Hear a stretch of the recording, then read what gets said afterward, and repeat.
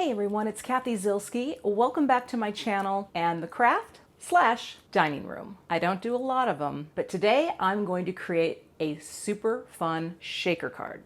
That's the symbol for shaker. I love how this card project turned out, and I really didn't know where it was gonna go, but the whole thing was inspired by a package of sequins. Sometimes you get a product you wanna use and you just make it work. Stick around, my super fun shaker card coming up next. Here is a look at what I am going to use today, and I'm pretty excited because not only do I have this cool All About You stamp set, loving this sort of, I don't know what this typography style is, but it's chunky and there's serifs and oh, I love it. And then I have this fun little background stamp. Now this is called Stained Glass Background. Probably a lot of things you can color in there, right? But I have a simple idea that I'm going to use. And I chose my ink colors based on this fun confetti mix because I am going to make a shaker window using this Simon Says Stamp Clear Acetate. And this is actually a heat-resistant acetate. So that means I can, you know it, I can stamp and emboss on that product. So I'm going to give it a try today. Now I don't, and of course I'm going to build my shaker. I don't know how this is going to turn out. But shall we dive in? Let's. The first thing we're going to do is stamp an ink blend on a background. So I'm going to take out my pad, and I always keep, this is just a big piece of blue tape, painter's tape, but I always tape my pad in so that it doesn't move around. And I'm going to take the backer off of this guy and just put it right in here, and a little bit more towards the top. Next, I'm going to take my cardstock here and I'm going to have it be so it's mostly at the top. I always like to cut this a little bit wider than my stamp and a little bit longer because I like to have something to hold on to when I am, holding my heat, when I'm embossing. That's what it's called. But here's how I like to use cling stamps in a MISTI. I like to tape the paper to the MISTI door. Go like that, and then pick this up just like that, and that way my paper is on the door, the stamp is here, and when I go to stamp I will be pressing into this stamp. So to stamp this, the first thing I'm going to do is take my anti-static, my embossing magic bag, just running this over to remove all of the static and oils that might be on my hands. And then I'll grab my embossing and watermark ink. I love this ink from Simon Says Stamp. And I'm going to ink up, just going to ink it up. And I'm probably going to stamp this a couple times because the nice thing is when you have this taped to the door, it doesn't really shift. And well, not all the time. And this thing isn't going anywhere. So I'm going to go ahead, bring this over, get my little stamp press tool here, which just really helps me to press that paper into the stamp to transfer the image. And I'm going to do this twice just because, why not? I'll show you how it works. When I lift it up, I can see it, but I'm going to do one more round. The other thing too, and I could be wrong about this, so someone's going to have to let me know in the comments, but red rubber material is nowhere near as sticky as photopolymer. So your paper really has no issue lifting and, so it's not going to take this off. I think that's probably more why this works this way. I suppose if I had a really large photopolymer, I could test that out. But right now, we're just going to proceed with adding our powder to this image. I'm going to take fine detail white and sprinkle this all over this lovely, delicate little stained glass pattern. I love this pattern because it is subtle enough that you don't have to do anything heroic with it, because I'm just going to ink blend with my 3 colors. Hopefully that will match my shaker fill perfectly. Look at that, almost the whole thing. I always just use a folded piece of paper because this is just the easiest way for me to cover something. I used to have a little container, but I tended to make an absolute mess with it. But see that? And it doesn't really matter over here because I'm going to be trimming this down a little. So tap, tap, tap, funnel. There have been times where I've gotten a little carried away with this and then powder goes everywhere and I waste a lot, but I always keep my little Swiffer cloth, right? Just wipe it away. These are very, very helpful. Sometimes when I am embossing something large like this, I'll bring in the little board that I paint on, just so I don't have to hold it up and I can really work my way around. So let me get my heat tool warmed up.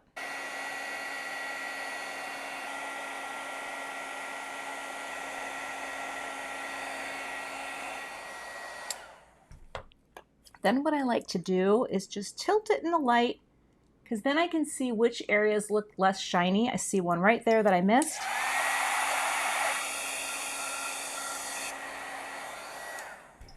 It's easy when you're doing these really big pieces to miss spots. So just tilt it around and make sure that everything has a shine. And if there's no shine, you know you have a little bit more to melt. Before I get too involved in my ink blending, what I want to do here is figure out my shaker shape. And I think what it is going to be, I think I'm gonna do You Make Me Smile, because I like the size of it.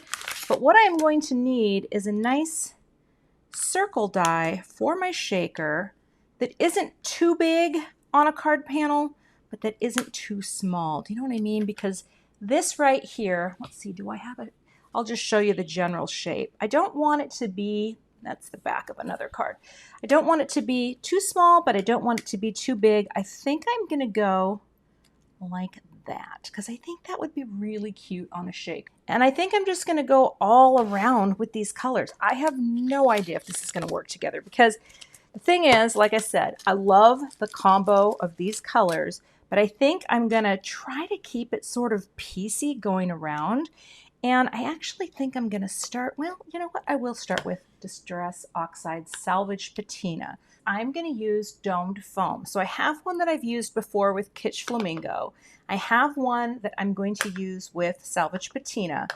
And I have one that's just, you know, clean and good to go on my little tool that I'm gonna use with the Abandoned Coral. So let's do this route, because you really can use anything, but I think this will be kind of fun to try. So I think what I'm going to do is just pick this up like this.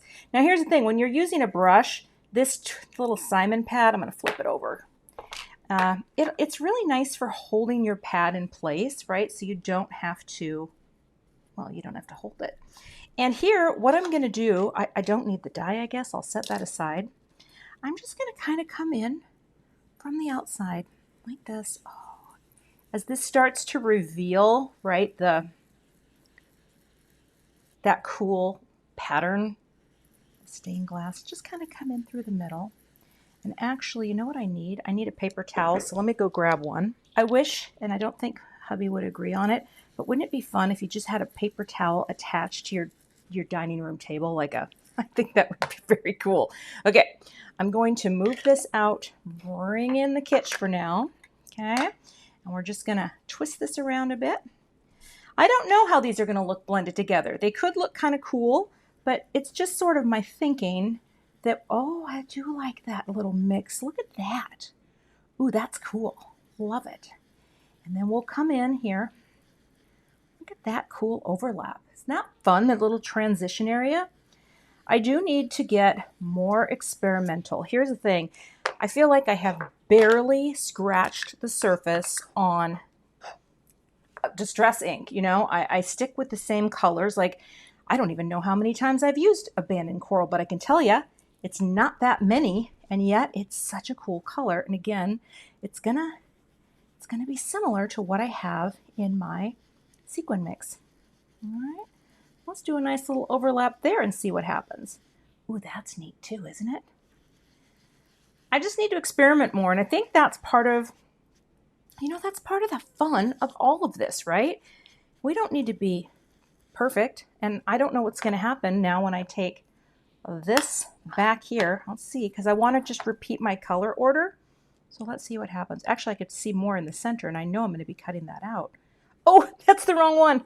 Oh, let's try this. Oh no, that's the right one. Okay. We're going to come out here like this. Just bring it in. Cross over. Well, that's a little muddy, isn't it? Is that a little muddy? I don't really know what's happening here, but the nice thing is about oxides, they are nice and creamy. So you can just sort of, you know, blend it and make up for your mistakes. It's not bad. It's not bad at all. All right, getting a little confused here, but let's come back to the pink. Twist. Oh, is that the... Okay, please do as I do, not as I share. Okay, let's come back in here with the pink. Come in here. Again, that overlap is gorgeous. I love that, right? I think that's very cool. But again, this is going to be fine because it's going to look cool. Now we come back to our abandoned coral. There's a lot going on here. Notice how I transferred some of that pink. It's going to be fine. We're going to be fine. We're going to be just fine. We're going to bring that in for that pretty look. Because remember, we're cutting the center out. So even though it might seem like, ooh, you've got quite a bit, you know, happening right there, I think it's going to be fine. And I'm going to bring the Kitsch Flamingo back in. Because of that center, again, reminding you here, that's going to be gone. So let's come back in here and let's just overlap a little. See, this is why I like to do it on larger paper, so I actually have a little more to hold on to and I don't have to worry. I think that looks good. And the blue, this is perfect because I just wanted a little bit of that. So let's come back in, get a little bit more of that overlap right there. Okay, maybe a little bit more down here. And then again, I'm tapping off camera with the pink. It's coming in like that, like that. Okay, now let's look at the sequin mix. See how that still ties in? Isn't that fun? All right. The thing about experimenting is it's just paper, right? So if this ends up looking like a hot mess, well, then you know, don't use those colors together again. But here, even though there's a little mud, I think that's fine. And now I'll just go over the surface here and figure out, do I want to bump anything up in any area like this? I'm going to try to just bring in a little more of that blue over the mud. It's not super muddy, right? But that overlap is probably not our favorite. And actually, let's take the Flamingo here and let's go over that area like that to just sort of blend those together because those do work. So the blues and the pink make a nice overlap. Keep going out of the picture. But I think that will help. And now you will see we've got that. I need to grab another die here, which is going to be, that panel is going to be like that. This will come down. So see, you're really only going to see that much of the color. So let me grab my die cut machine and we'll get ready to cut this out. I have to cut this down a little because this is too wide for the die cut machine. So I'll just give that a little snip. Do the same thing over here. That way, this is going to fit through the machine better. But let's see if that's going to be good enough to hold that. Can we just talk for a split second about my brand new plates? They're glitter plates. Do you see that? I just bought these for my spellbinders. Also, I didn't notice they have a new logo, which I think is beautiful. I just wanted to point that out. Needed new plates for a while. Now I have them. So let's pop this on. So now it will fit perfectly onto my platform. I'm going to tilt it a little because people say that if you go at an angle where one point takes the lead, that your plates don't bend as much. I don't know. I've been doing cards for a while. I don't know if that's true or not, but you know me, I'll try anything once. All right, let's run it through. Okay. Listen to that good crack. Beautiful plates. My panel, my shaker is beginning to take, well, no pun intended, shape. Isn't that cool? All right, before I cut my acetate though, I'm gonna take the next panel down in size. This is why I love my layers dies, because I need a backer for my shaker. Right? Because it's not going to be the card. Otherwise, how am I going to fill it? And it'll all make sense soon enough. But I'm going to go ahead. And this paperweight, this is 80 pound. It doesn't have to be as thick and sturdy. Oh, I didn't really angle that very well, did I? Now I have my shaker backer, which will hold in all the goodness here. And you can see it'll fit over the back perfectly. Now I'm ready for acetate. I'm gonna get out a piece of acetate, but I wanna show you this little trick that I do a lot of times when I don't want to sacrifice the packaging that this comes in, but I don't wanna hit the sticky.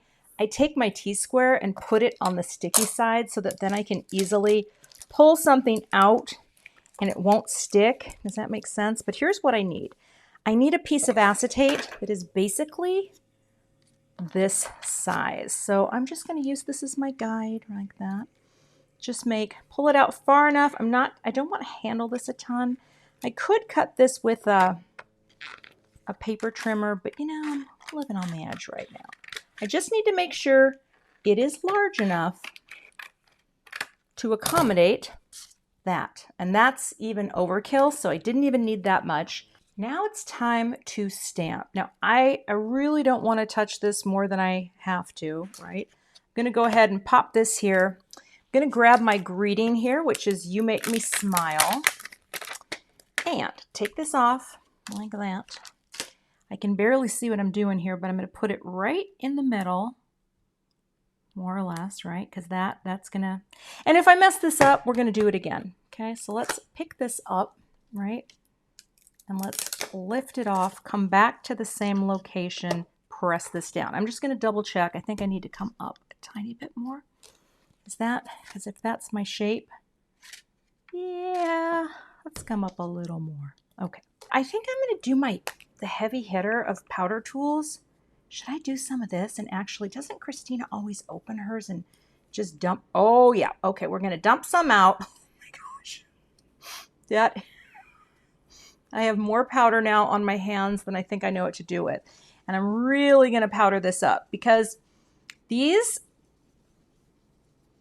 pieces of acetate, they want to take your paper, or they don't want to take your paper. They want to come to your house and take your paper.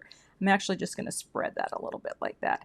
They want to take all of your embossing powder that you have, and we don't want that. Now, I have conditioned this stamp off camera. I have inked it up, wiped it off, inked it up, wiped it off, and inked it up and wiped it off. Let's see, how many times? I think I did it 4 times. Just because I know that stamping on acetate is tricky. I'm going to take the magnet off. I don't want the magnet to hold this paper in place, or this acetate, it's not paper. I'm going to do the best ink job I can possibly do on this stamp because it's a one and done. I'm not going to double stamp it. I feel like if I did that, I would be asking for trouble. So I'm pushing this down and giving it nice, slow, even pressure. Acetate is just, it's clingy, you know, it's clingy. It's like that friend, you know, that you like, but maybe you don't like them that much. Oh, there we go. Okay, let's see what happens here. I'm going to go like that. Just pull it off as quickly as possible. It's like ripping a Band-Aid if the Band-Aid were acetate with stuff stamped on it.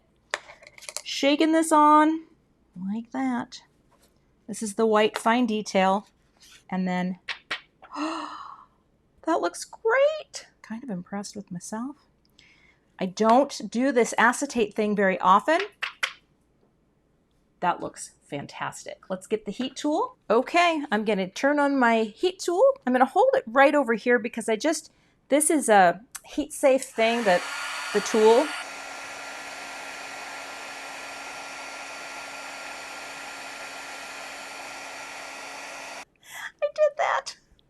I did that. So the next thing I'm going to do here is I'm going to take my Swiffer cloth that I used to clean up and just, you know, just kind of wipe over to kind of clear that window off a little. See that? Just get the powder off. So to make my shaker, I need some score tape. So what we'll do here, I'm just going to take a little score tape, work my way around, right? Just in little spots like that. Oh, come on now. I watch people do score tape, namely Jennifer McGuire. She is so good at ripping it and like shaping it, and I'm terrible with it. I usually use scissors, but I'm trying to go for it. I'm trying to seriously, It is, there we go. Oh, God, it's sticking to everything. Okay, keep going here, like that. Great. Now, once they're all in place, so I'll just go around, work my way around, and I'm gonna stand up and I'm gonna put this down over, come on now, the You Make Me Smile, so I can get that positioning just right. We're visually centering this. We're trying to keep it as straight as possible, and press. That looks really good. I think I did good. I don't know how much score tape is still exposed, but this is the window that's going to hold all of my confetti goodness in. So let me grab some foam tape so we can build the shaker. So this is a great way to build a shaker. You're going to take your foam tape, and actually, you know, I'm going to take more than I need. Well, because I'm going to need extra. You just need to make sure you can encompass your shape, but I need more for the top and bottom, so it doesn't really, you know, doesn't behoove you to skimp on this step. So take your foam tape, bend it in half like this, and that way you create an instant, it's very sticky over here, doubled up line of tape. I can't speak. I've been making this card too long.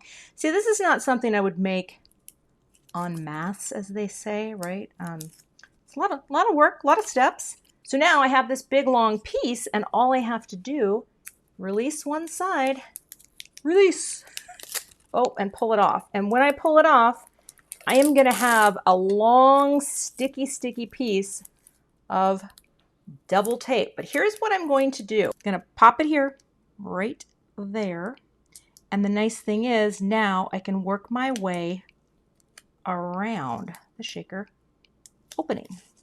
And when you have it like this, again, it's sticky, you can wrap it around the shapes of what you have, right? So you don't have to cut little pieces and piece them all together. You just go like that. You curve it, you work it. In the words of Missy Elliott, you work it. Okay, then I'm going to cut this free like that. Look at it all sticking. Bring it back in. I just want to make sure that I'm completely contained where the sequins go. So sometimes it takes me a little while to get that little bitty piece in there. Come on now. Okay, that's going to work. One piece up here. I think I'm going to need a tiny bit more top and bottom. So I'll get another little piece here before I put the filling in and the backer on. I'm just going to take a little bit of the powder like that. Blow on it just to release some of the static. Go like that, right? It's not going to be super cloudy, right? We're just going to do that. But I just didn't want all that hard work to just stick. And let's have some fun. Let's just fill it up. I don't want to be stingy here because, you know, these colors were designed to have this fill in. All right. Whoops. See, now things are sticking. You got to be careful. You gotta, you know, this is no joke. Now this is where the back panel comes into play. We are going to press this down and this will become the back of our shaker. Flip it over and oh, how cute is that? That is, yes. I can't believe this turned out this good. Seriously, this is the best day of my life. This might be a bit hyperbolic, but I feel like this is the best day of my crafting life. That's the thing. Just like when I started scrapbooking in the early 2000s, every time something turns out, or even if it doesn't turn out, the joy of the make, it's insane. All right, we have a US A2 card base. All right, I'm gonna press this down. Actually, I'm gonna tape this down because this is one I don't wanna mess up because I don't have a lot of margin to work with. But I'm gonna pop you in here like that, close you down. Now see, the shaker is just gonna have just a tiny bit of an edge on the card. Actually, I'm gonna have to offset it a little because sometimes that center makes it hard for me to see, but let's get our Barely Art glue. Why do we do the liquid glue? Well, because it just makes it so much easier to put liquid glue on the back. Sometimes I like to hide little messages like that, a little heart. And we're gonna position that right there. Oh my gosh. That is ridiculous. Look at that. Do I have a brick anywhere? I'm just gonna press that down. Press. Oh my gosh. Look at how cute that is. I'm dying. I love it so much. The question is, do I want to take more sequins to put in and around? I don't know. I feel like when you're going with a shaker, how much more do you need? Let me think on that for a minute. So here's the verdict. I sprinkled these out and I started, putting some up here and maybe having a few pink here. Like, I love it for the shaker mix, but I don't think, I know I don't want to disappoint anyone by not booping it up, but I feel like I don't want to. And part of it is, sometimes when your sequin is going to really add something, you want to do it. But sometimes you have to back off the boop. And that's just how it's going to be. And I know there's some of you who might be disappointed in that choice, but you've already got all this color and the pretty shaker happening. Sometimes you just have to say, we good. Anyway, I hope this inspires you to check out this stamp set and this background. This is just one thing of many that you can do, and I hope this inspires you also to get out, make that shaker card. All supplies can be found linked below the video, and I'll see you back here with another card project soon. Thanks so much for watching today. I would love to have you become a subscriber to my YouTube channel. And if you do subscribe, be sure to hit the gray bell below the video so that you don't miss the next time I post. Here are a couple other videos that you might be interested in watching. Thanks so much and have a great day.